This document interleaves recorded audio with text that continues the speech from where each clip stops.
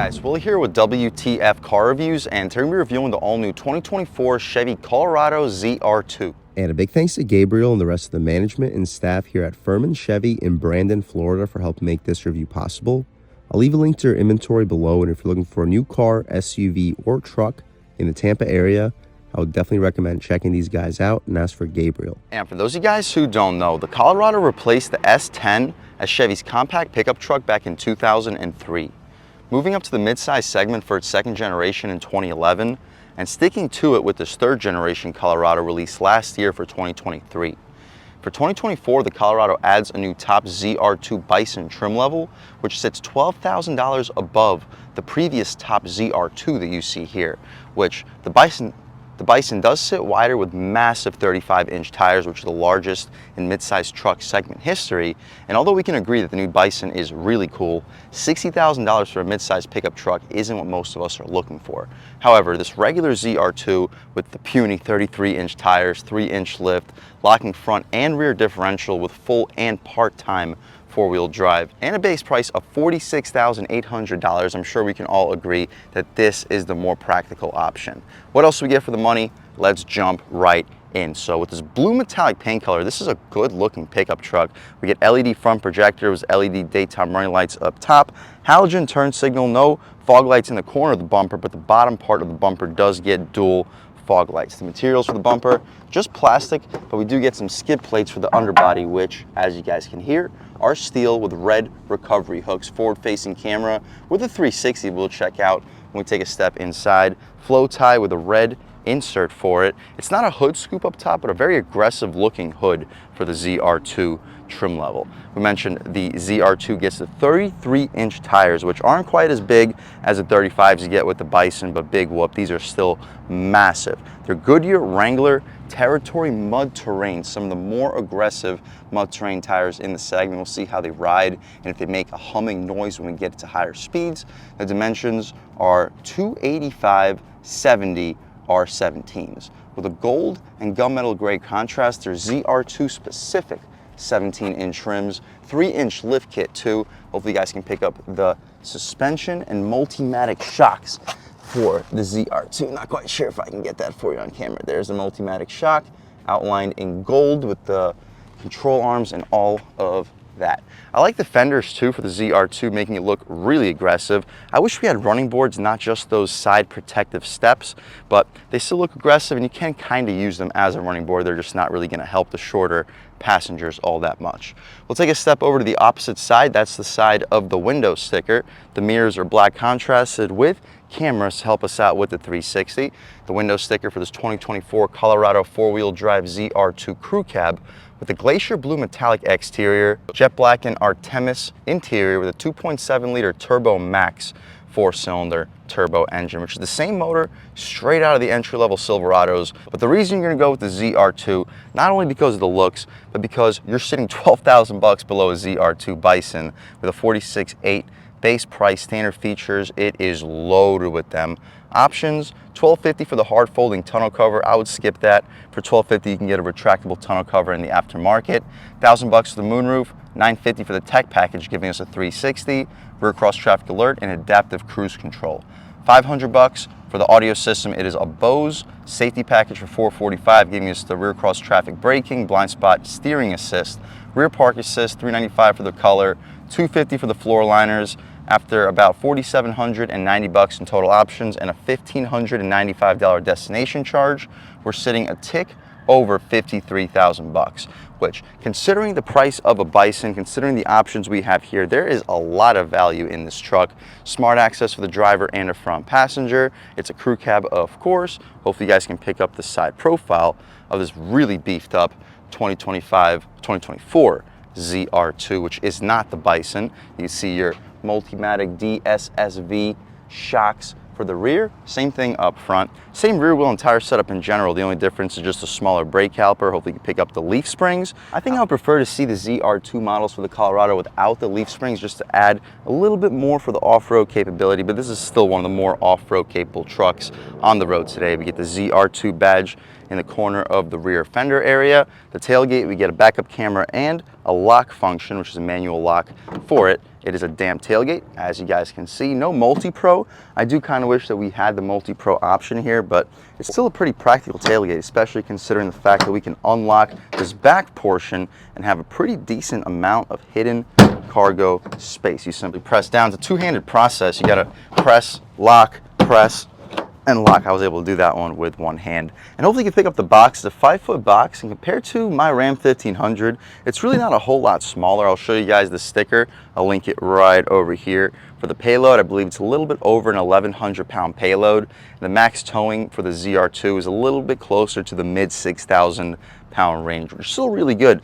Like my Ram 1500, for reference, can tow about 8,000 pounds and carry about, I think, 1,800 pounds. So yes, it's more capable, but it's also a full-size truck. Not everybody wants a full-size truck when it comes to the space it takes up or the maneuverability. We get 2 tie downs in each corner, AC outlet, 120 volt, 400 watt. No LED box lights, but those can be added with stick-ons in the aftermarket. You can see your hard folding tonneau cover company for $1,250.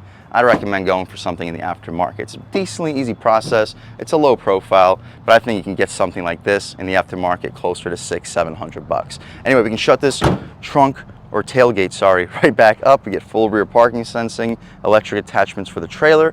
I'll leave a link right here to show you exactly what this truck can tow. Take a squat back here, show you guys the exhaust tip and a full-size spare tire here for the ZR2. But speaking of the exhaust tip, let's fire up this 2.7 liter turbocharged 4-cylinder, and here she sounds.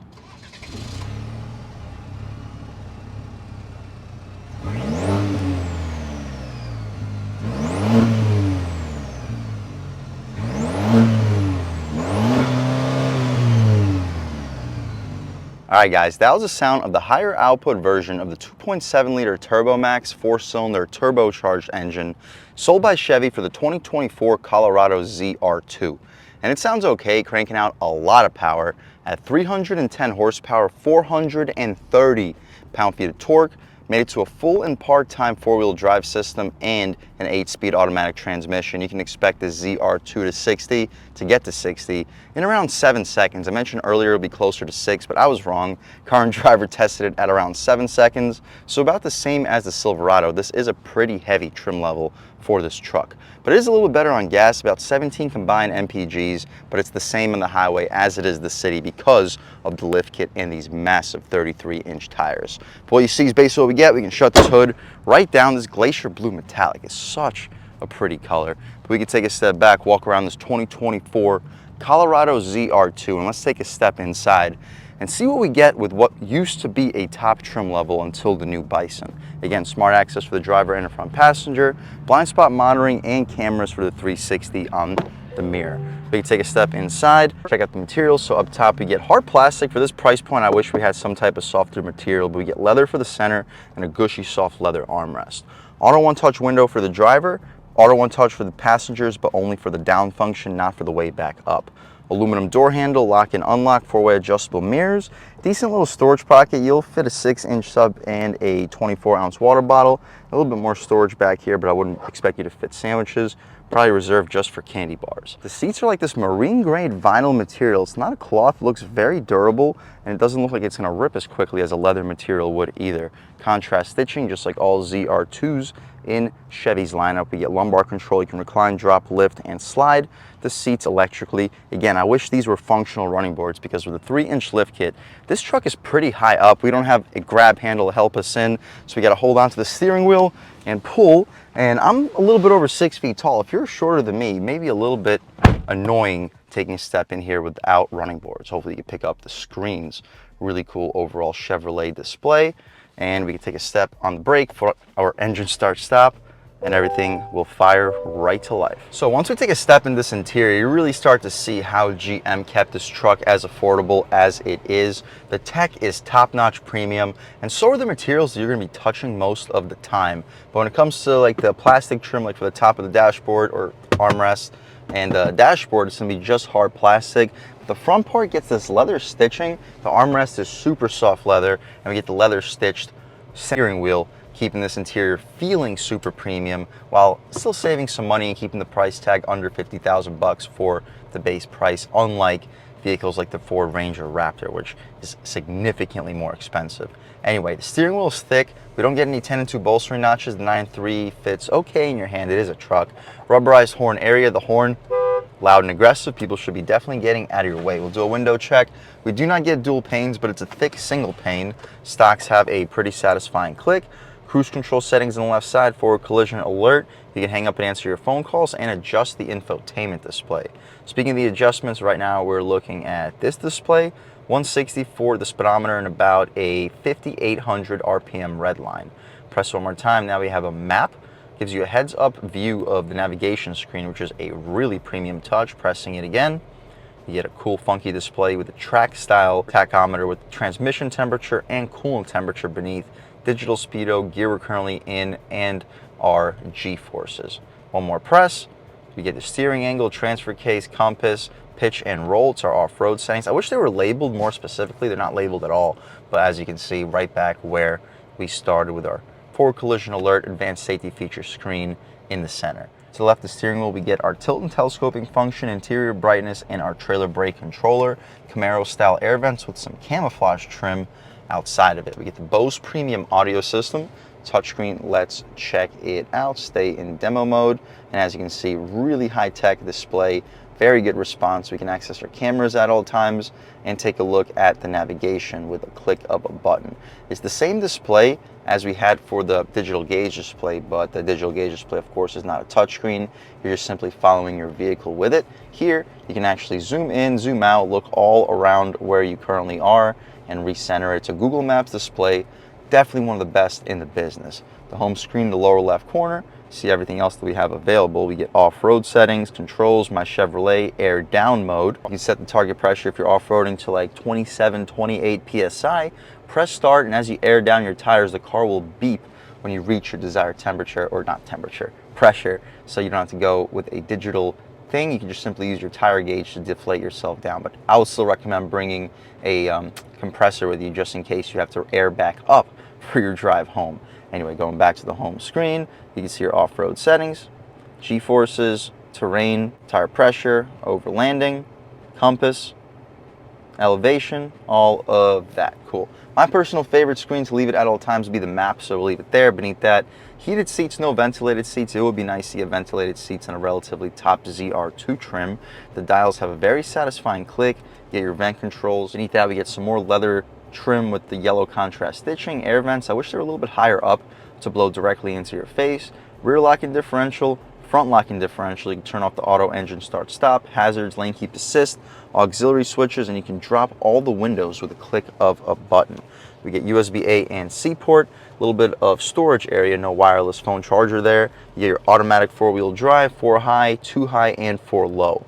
We'll start the review off in 2 high. If we feel some wheel spin, we'll try it out in 4-wheel drive auto and just see what the differences are.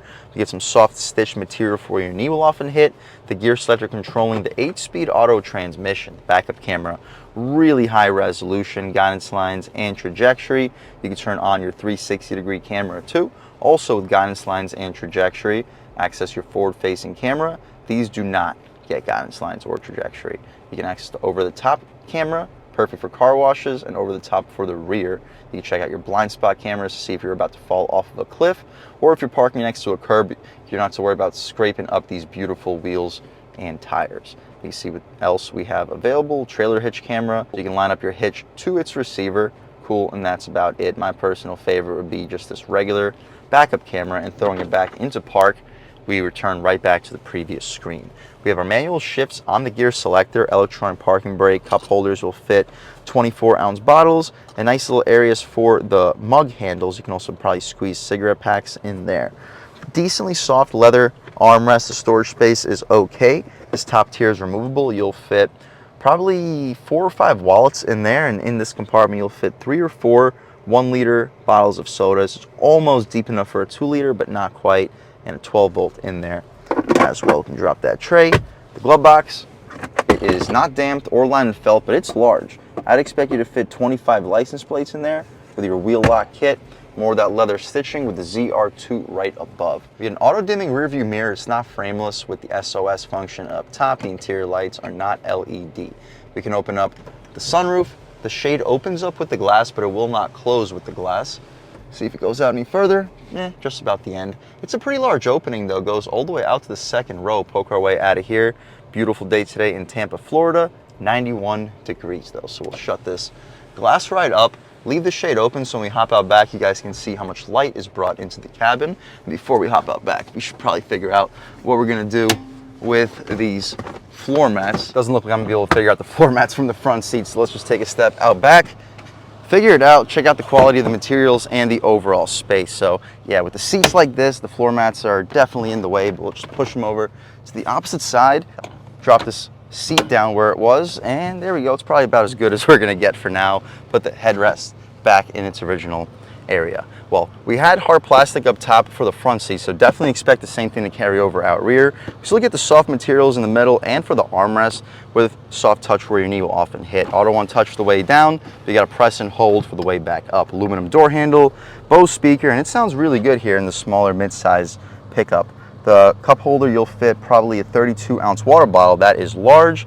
The rear seats, we don't get the cubby that we get from the leather seated Silverados. These aren't actual leather seats, it's like a marine vinyl material. I'm not sure if you can pick it up on camera, but they're still very comfortable and they feel really durable. Legroom looks pretty solid at a little bit over 6 feet tall, sitting behind my seat settings. With no grab handle, really, it's not the easiest process. We can grab onto the top handle, put our foot over here, but yeah, this is definitely the toughest mid-size truck that I've had to hop in and out of. It's definitely tougher compared to the Raptor, Ranger Raptor we reviewed, because the Raptor had the running boards. Here we do not have the running boards. I could only imagine what the Bison would feel like. Anyway, now that we're back here, knee room is solid. I have about an inch, maybe two of knee room, headroom, about 2 inches. So if you're under 6'4", 6'5", you shouldn't have any issues behind your seat settings in the back of a Colorado, which says a lot for a mid-size pickup. If you're looking for backseat passenger space, I wouldn't necessarily say that you have to upgrade to the Silverado unless you're carrying like 6'5" plus passengers or 3 adults in the back seat at all times. Plenty of space back here. We get air vents, 2 USB-A and C port, mat pocket behind the passenger seat, 2 cup holders, again with that mug handle in the center. We don't get a center console or center seat armrest back here. The interior lights weren't LED up front and they're not LED out rear. We do not get a hook for either of the grab handles, so you're not gonna be able to hang up a suit or a dress unless you put the hook directly or hanger directly on the grab handle. That's about it though, guys, for the back seat. Of course, the child lock. Unfortunately, the child locks are activated back here, so I'm gonna have to literally open the door from the outside. That's a little bit ridiculous, but I'll let them know at the dealership so the potential owner of this vehicle doesn't get a nice surprise on their way back home. That's about it though, guys, for the inside and outside. My camera got crooked. That's about it though, guys, for the inside and outside of the 2024 Chevy Colorado ZR2. It is an aggressive pickup, huge tires, locking front and rear differentials. It's got the looks, and it's got a very surprisingly premium interior for a sub $47,000 base price, which I understand it's getting up there for a mid-size truck. But this is just about one of the most capable mid-size trucks out on the road today. It looks good too, and it is quick. Speaking of quick, let's take this 2025 Chevy Colorado ZR2 out for a drive and see what it's got. All right, guys, now we're just about seen everything we need to see with the inside and outside of the 2024 Colorado ZR2. Let's take it out for a drive and see what it's got. One thing I want to mention before we go out for the drive is the drive mode selector that I didn't go over. The modes are off-road, normal, Baja, terrain, tow haul, and off-road right back where we started. We'll start off in normal, try out Baja, just see what the differences are, but I don't really expect big differences. It really just reduces the electronic stability control. But normal mode, let's take a step out here. Good throttle response, not as great as a V8, but it makes just about the same power out of the V8. I believe the Turbo Max in the Silverado is actually a tad quicker than the 5.3. But okay, taking a step out here, boost. Makes a good sound, has a good mid-range power, but it really doesn't blow you away. I could see 0 to 60 happening closer to 7 than 6 seconds. Great handling, bump. Yeah, such great ride quality compared to the 2500 we just reviewed in this channel. Brakes are so much better. I don't like that the window sticker is on the passenger side mirror. Ooh, good response. Definitely got to wait for that boost to really kick in. Bump. Nice. The handle's good. Make sure we're good. Throw it in way quicker than we should. On the gas. Yeah, a lot of lag. Maybe that was the electronic stability control. Maybe that was the traction control. But it didn't exactly do what I wanted it to do. Let's throw it into Baja real quick and see if it does end up doing what we want it to do. Performance shift is now activated. Everything's in its most aggressive mode. Steering actually gets a little bit heavier too. We can try one out off the line. See if it puts the power down. We'll try a slight brake boost and let's go. Lag, but okay. Woo. Yeah, it's quick. And you get a little bit more induction noise in Baja mode. Brakes feel good. Throwing it in quicker than we should. Good body roll. Woo.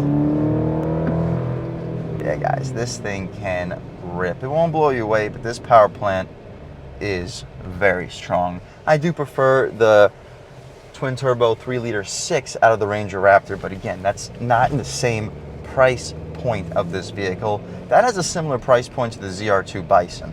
That's why I prefer this over the ZR2 Bison, because the ZR2 Bison still gets this 2.7-liter turbocharged engine. Ride quality is good, way better ride quality compared to the 2500 we just reviewed, but it's still a leaf spring truck. You're not going to have the same rear end softness as you will from a vehicle with a coil suspension in the rear. We'll try one off the line without a brake torque, off the line on the gas, boost. That actually felt quicker. Yeah, don't need to push it any further. This thing can move.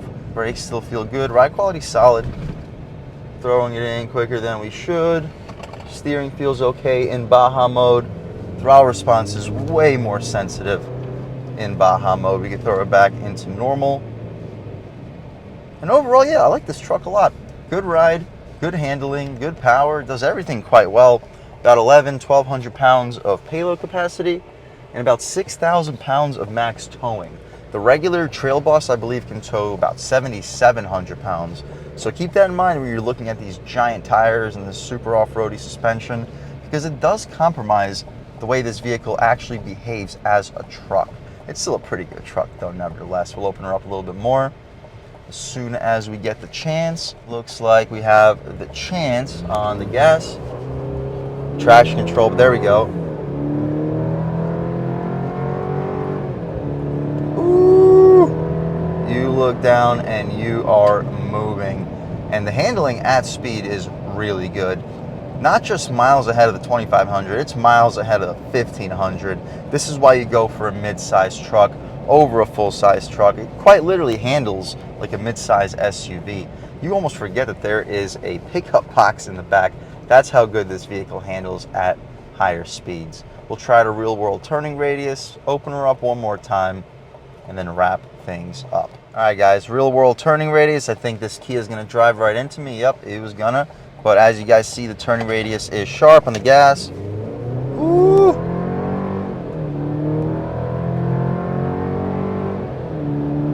This thing is very solid. Overall, guys, if you're looking for a pickup truck that can pull over 5,000 pounds, that can carry over 1,000 pounds, has all the creature comforts outside of the ventilated seats. That's the only feature I wish we had here.